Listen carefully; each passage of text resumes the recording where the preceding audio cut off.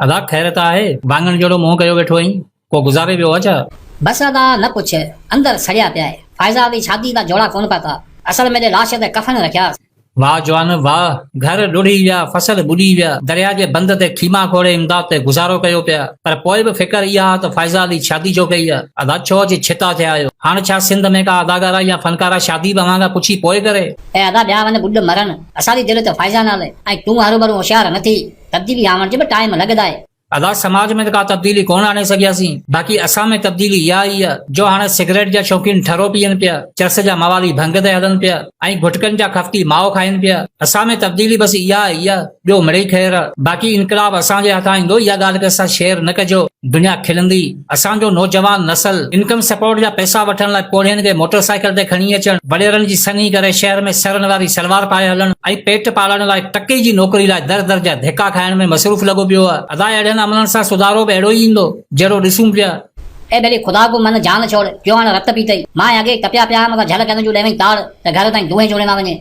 यार मूंखे ख़बर आहे तोसां वॾो ज़ुल्म थियो आहे, पर आउं सिर्फ़ इहो सम्झाइण जी कोशिश कयां पियो त थोरो अकल खां कम वठो। जंहिं ख़्यालनि जी दुनिया खे अंदर में वसाए ज़िंदगी जे खंडर बणाए छॾियो आहे, सिर्फ़ हिकु दफ़ो अकल जे आस्थाने ते वेही हक़ीक़त खे दिमाग़ सां सोचो त तव्हांखे इहा ॻाल्हि सम्झ में अची वेंदी त जिते असां पेर रखियो आहे उहो असांजो दंगी न आहे। ग़रीब माण्हू सॼो ॾींहुं मज़ूरी कयो तॾहिं अटो वठो, ज़ोंग जी बंदि पयल सिम ते फ्री वारो नेट पैकेज मिले तॾहिं फेसबुक ते वेही कमेंट कयो, मायुनि खे बेनज़ीर वारा पैसा मिलनि तॾहिं नओं जोड़ो वठो ऐं शौक़ वरी अहिड़ा था रखो जहिड़ा के नवाब जा पुट हुजो। सॼी सिंध सूरनि मां सहके पई, हिकिड़ी मुसीबत वञे ई कोन त ॾिसूं था ॿी अचे पई। तालीम तबाह थी वई, फंड वॾेरा खाई विया, मरीज़नि सां अस्पतालूं भरियूं पियूं आहिनि ऐं दवाऊं चङा भला खणी विया। सुबुह जो घरां निकिरूं था त वापसी जी ख़बर ई कोन्हे, पंज ई वजूद ते शक थिए थो किथे गुस्ताख त कोन्हे। ज़मानो ज़ालिम सां गॾु बीठल आहे ऐं असां ज़ुल्म ते पलूं पिया। कॾहिं दर्दनि जे दरिया मां तड़ करे वफ़ादार हुजण जो सबूत ॾियूं था त कॾहिं निगाहुनि जे लुड़कनि सां सजदा करे पंजी बेवसी जी फरियाद कयूं था। लाशनि खे बि असां खणूं, पुछाणा बि असां खां थियनि था। अमीरनि जी दुनिया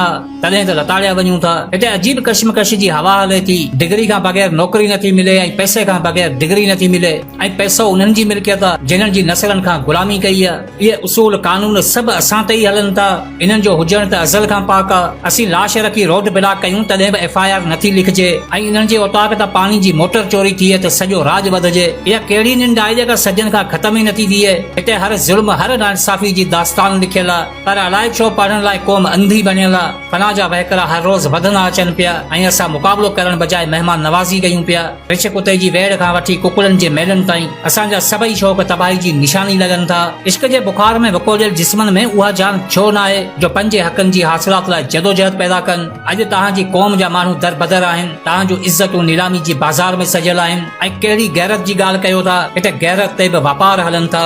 छा अखियूं खोलण लाइ इहो काफ़ी न आहे त हर दर जी गुलामी कयो था? ॻोठ में रहो त चङे मुड़ुस जी गुलामी, बिरादरी ते अचो त सरदारनि जी गुलामी। भले आज़ादी जा कूड़ा दिलासा दिलनि में रखो, पर हक़ीक़त इहा अथव त कदम कदम ते गुलामी कयो पिया। तबकनि जी गुलामी, नसलनि जी गुलामी, शाह पीर खलीफ़नि जी गुलामी, हाकमनि जी गुलामी ऐं इन्हनि वॾेरनि जी गुलामी। पर ख़ैर आहे, असांजो छा वञे? असांखे बसि इहा फिकर आहे त फाइज़ा अली शादी छो कई आहे। गुलामी जा इन तवील सफ़र असांजे ज़हननि खे एतिरो त माज़ूर बणाए छॾियो आहे जो हाणे चोर, लुटेरा, धाड़ेल ऐं लोफर क़िस्म जे माण्हुनि खां असांखे को बि एतिराज़ न आहे। पर जेकॾहिं को हथ में सच जो कलम खणी हक़ खे लफ़्ज़नि जो रूप ॾेई अकल ऐं शऊर जी हाम भरे थो त असां ते थींदड़ ज़ुल्म जा पुछाणा बि उन्ही खां थियनि था। ज़ालिम जे दर जी सलामी भरियूं था, मज़लूम जे वजूद खां बि नफ़रत कयूं था, नफ़रत खे संजीदगी सां मोहबत सम्झूं था ऐं मोहबत जी चादर में हवस रखूं था। असीं दुनिया जी उहा वाहिद क़ौम आहियूं जेका सुधारो त चाहे थी पर सुधरण न। असां पंहिंजे दिलनि में उहे ख़ौफ़नाक हक़ीक़तूं लिकाए रखियूं आहिनि जिन्हनि खे पाण ॿुधण लाइ तयार ई न आहियूं। यादि रखो, बर्बादी जे बादलनि मां बहार जी ख़ुशबू अची सघे थी, पर गुलामी जे दगनि ते कॾहिं ख़ुशहाली नथी अची सघे। कैद खाननि जा उहे कहर सिर्फ़ लुड़कनि खे पनाह ॾियनि था जेकी ज़हननि खे पीढ़े सोच खे तबाह कनि था। जॾहिं तव्हां जूं हक़ीक़तूं तव्हां खे ताना लॻनि थियूं तॾहिं तव्हां जूं हसरतूं ई तव्हां ते लानत विझनि थियूं। मुंहिंजो मक़सदु मुंहिंजे अकल जी अकासी करे थो, इन करे मुंहिंजो हर लफ़्ज़ सचाई जी दावा करे थो। उहे सचायूं जिन्हनि में असांजो वजूद समायल आहे, असांजूं महरूमियूं, गफ़लतूं ऐं जहालत जूं उहे वाटूं जिन्हनि निजात जे मुक़दर खे बि मुझाए रखियो आहे। यज़ीदी दौर में पिया जियूं, आज़ादी त कुफर हूंदो, फिरौननि जी गुलामी में असांजो साह अटकियल आहे। अजब फ़लसफ़ो आहे हिते ज़िंदगी जो। अञा इन ख़बर खां महरूम आहियूं त गुलामी करण लाइ जीअणो पवे थो या जीअण लाइ इन्हनि जी गुलामी गुलामी कयूं पिया। वो हमेशा कोशिश कई त बेहतर लिखां, सच लिखां, उहे हकीकतूं बयान कयां जेकी ज़ंगियल ज़हनन ऐं मुर्दा ज़मीरन खे जियारे छॾियनि। जहालत में अकल जी दावा खतरनाक साबित थींदी आहे। इन हकीकत खां तव्हां बि वाक़िफ़ हूंदा। तंहिं हूंदे बि सिर जी परवाह न कंदे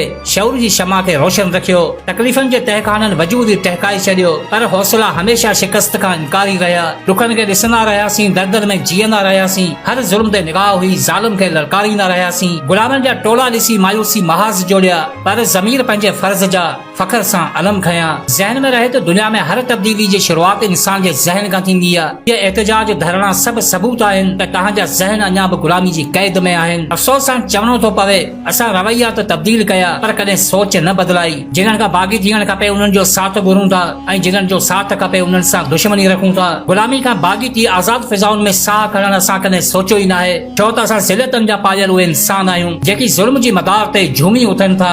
ज़मीर पंहिंजे ज़िंदान जो कैदी बणियल आहे, जिस्म अलॻि गुलामी जो आदी बणियो आहे। बदिलाव जे इन्ही मुंझिल महाज़ महफ़िलनि जी मदोशी खे महरूमी जो रंग ॾेई दगा खे दगनि जी रौनक बणाए छॾियो आहे। असांजा मक़सद अनखुट सफ़र जा रोलाक बणिजी मंज़िलनि जे निशाननि खे मायूसी जा चोला पाराए क़दमनि जे बुनियादनि खे सुकाए छॾियो आहे। इन करे दाहूं पंहिंजी मिल्कियत ऐं महरूमी पंहिंजो मुक़दर बणियो आहे। अकल खे बि अजब आहे त जहालत जा मेला अकल जे ई नाले ते धमालू हणनि था। मुंहिंजी सोच, मुंहिंजो मक़सद बेबुनियादी जा ओञाण इन करे लॻनि था छो त असां मुंतक़िली जे अमल खां लातालुकी जो इज़हार कयो आहे। असां ॿुधण जी हद ताईं महदूद रहियासीं, अमल जी वाट खां महरूम रहियासीं। हिते हर शख़्स अदीब, हर माण्हू लेखक बणियल आहे। रवैयनि जी तिर्ज़ ॾिसी महसूस इहो थींदो आहे त सम्झाइण बाद जी ॻाल्हि आहे, पहिरीं इन्हनि खां सिखणो आहे। हिते सजन जी तारीख़ दाहूं करे थी ऐं क़ौम तबाही में बि बाहूं हणे थी। हिते सेखारण वारा चरिया थी विया, उथारण वारा पाण सुम्ही रहिया ऐं संभालण वारा ख़ुदि गुम थी विया।